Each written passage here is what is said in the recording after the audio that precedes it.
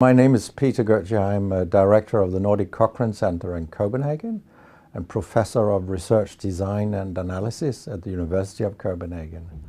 2 years ago, I found out that our prescription drugs are the third leading cause of death after heart disease and cancer. Our drugs kill around 200,000 people in America every year, and half of these people die while they do what their doctors told them. So they die because of the side effects. The other half die because of errors. And it's often the doctors that make the errors, because any drug may come with 20, 30 or 40 warnings, contraindications, precautions and so on. No doctor in the world knows about all this. So they give patients drugs that they should not have given them, that interact dangerously with other drugs or food items or so on.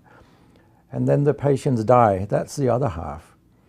So the other thing I found out 2 years ago was that much of what the drug industry does fulfills the criteria for organized crime in US law. And they behave in many ways like the mafia does. They corrupt everyone they can corrupt. They have bought every type of person, even including ministers of health in some countries. So there is a huge amount of corruption. In my country, for example, Denmark, we are regarded as having very little corruption. But yet we have thousands of doctors on industry payroll, although we are just 20,000 doctors. So this is an effective kind of corruption. The drug industry buys the professors first, then chiefs of department, then other chief physicians and so on. They don't buy junior doctors. So when several thousands are on industry payroll, it's really, really bad. And that's why I wrote my book, Deadly Medicines and Organized Crime, How Big Pharma Has Corrupted Healthcare. I hope to convince patients not to take so many drugs, because so many die from the drugs they take.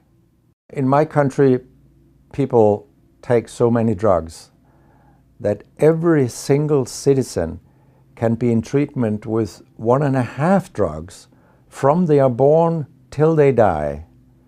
This is incredible. And drugs are not that helpful. And they kill very many of us. We know that. That's why drugs are the third major killer after heart disease and cancer. So what we need in the coming years is to take far fewer drugs than what we do currently.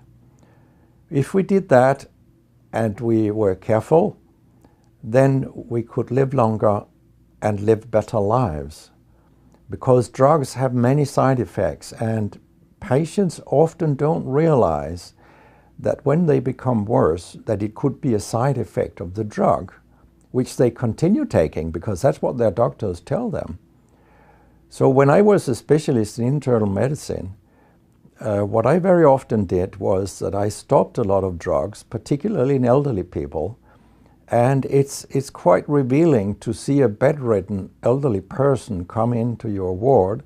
And when you stop the drugs, I mean, that person becomes many years younger. And many of these drugs affect the brain, and old people tolerate that very, very badly. They fall, and when they break a hip, 1/4 of them die. And for example, antidepressant drugs are used in more than 10% of our elderly. And they seem to kill 3% of them every year. I mean, if 100 old people take an antidepressant for 1 year, 3% of them will die because they fall and break their hip. This is a huge death rate. So a lot of other drugs than antidepressants also make people fall and kill them. And they may affect your cognition, your memory and all these things. And then they interact in ways that we know almost nothing about. Very many elderly, they take more than 5 drugs a day. And we actually don't know how these drugs interact with each other. What we do know is that all drugs have many effects in the body, and some of them interact also in their metabolism. so that you can get a too high concentration of a drug if you take other drugs simultaneously. So we make a lot of harms that we don't even recognize.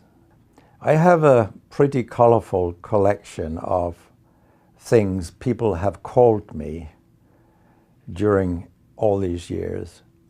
And sometimes journalists have asked me, why do you always look up controversy? And my reply is, I don't.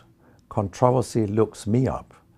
Because it's not popular to tell the truth in healthcare. You will get a lot of enemies, because a lot of people make money on false premises, doctors and industry alike.